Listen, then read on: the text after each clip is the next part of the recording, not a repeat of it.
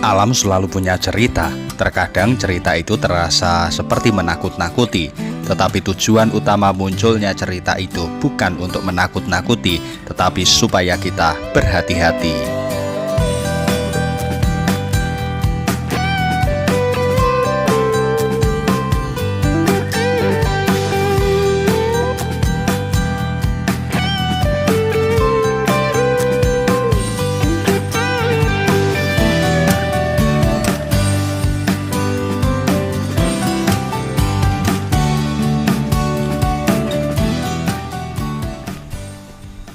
Oke, kita mendaki Gunung Pandan.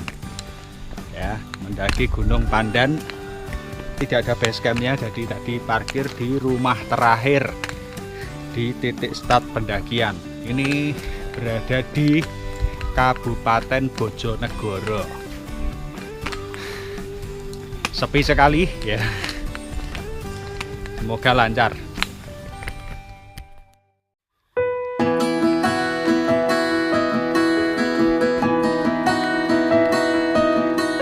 Pendakian kali ini dilatar belakangi rasa penasaran. Karena tugas saya sering bepergian keluar kota. Ketika bepergian menggunakan mobil, saya selalu lewat jalan tol. Dan ketika ke arah Jawa Timur dari Semarang, saya selalu melihat gunung kecil di sebelah utara jalan tol. Dan setelah saya cari info, tahulah saya bahwa gunung kecil itu adalah Gunung Pandan, sebuah gunung setinggi 900-an mdpl yang masuk wilayah administratif Kabupaten Bojonegoro. Gerimis. Malah gerimis. Semoga cuma hujan lewat karena ini panas. Oke.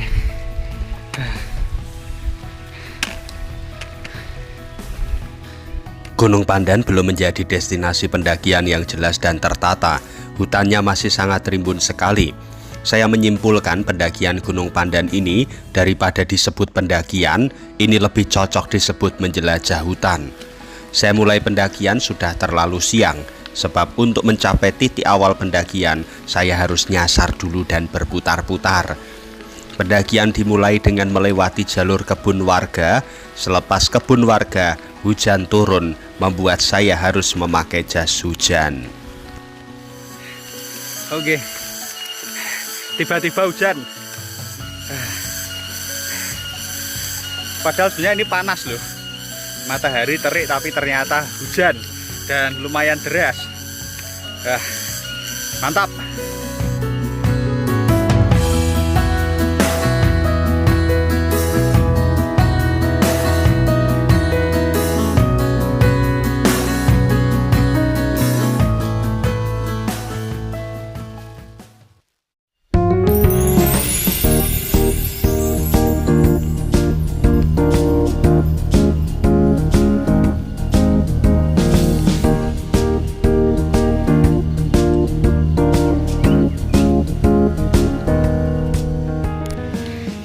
Di sini tidak ada pos 1, pos 2 itu tidak ada. Tapi ini ada kayak ya tempat lapang. Mungkin bisa kalau mau camping bisa camping di sini. Ya, ini cukup lah untuk ya 6-7 tenda cukup. Ya, mantap. Sepi sekali. Ya, mantap. Mari kita jalan lagi. Jalur Gunung Pandan ini sangat landai dengan menanjak sedikit-sedikit. Namun akibatnya jalur menjadi sangat panjang untuk ukuran gunung setinggi 897 mdpl. Nampaknya jalurnya dibuat berputar-putar sehingga tidak terlalu menanjak. Separuh jalur pendakian masih nampak jelas karena masih sering dilalui warga berkebun. Namun setelahnya jalur cenderung mulai tertutup karena jarang dilewati. Bahkan di tengah jalur banyak sekali sarang laba-laba. Berkali-kali saya harus menghalau dengan trekking pole, namun berkali-kali juga badan saya bahkan wajah saya menyambar sarang laba-laba. Ada juga binatang-binatang lain seperti kadal, nyamuk, hingga kodok di trek pendakian.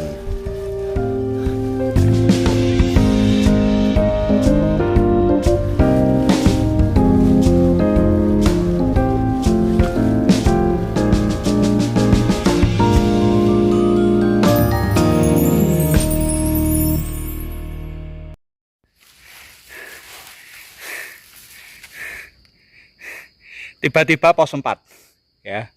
Tidak ada pos 1, 2, 3, tiba-tiba pos 4. Tetapi ini tampaknya beda jalur. Ini di sini tertulis jalur Banyu Kuning. Sementara tadi jalur saya bukan ini. Saya lupa namanya apa. Oke, lanjut.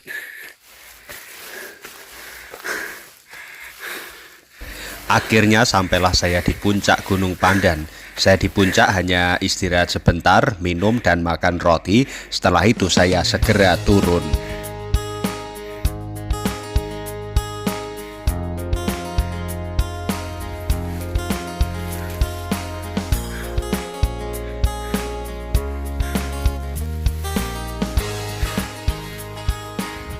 Oke, saya tadi berjalan jam 14.22 sampai puncak pukul 16, sekitar 1,5 jam. Saya jalan terus, tidak istirahat, hanya berhenti pakai jas hujan dan copot jas hujan saja. Maka ya kurang lebih turun, kurang lebih waktunya segitu. Maka ini sudah jam 4 lebih, mari kita turun selak keburu gelap. Terima kasih, mantap.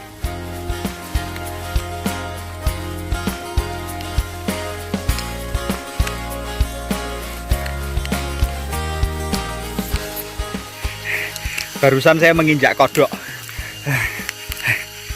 Kalau naik gunung menginjak kodok pertanda apa? Ayo. Ya, entahlah. Mantap. Dalam perjalanan turun saya menginjak kodok. Seketika teringatlah saya akan cerita pendakian zaman saya SMA dulu yang melibatkan kodok. Jadi mitosnya begini.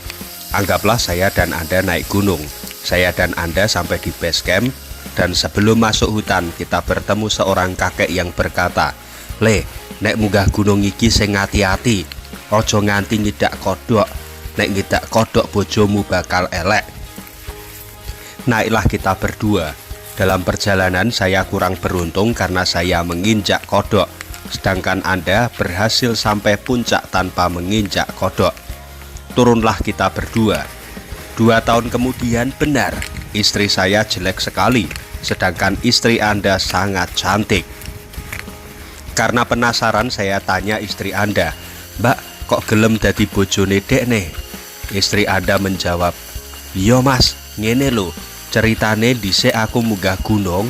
Nah, pas aku munggah gunung, aku ngidak kodok." Nah, kesimpulannya apa? Istri Anda menginjak kodok pas naik gunung dan dapat Anda sebagai suaminya. Artinya, cuma mitos saja kok, tenang aja.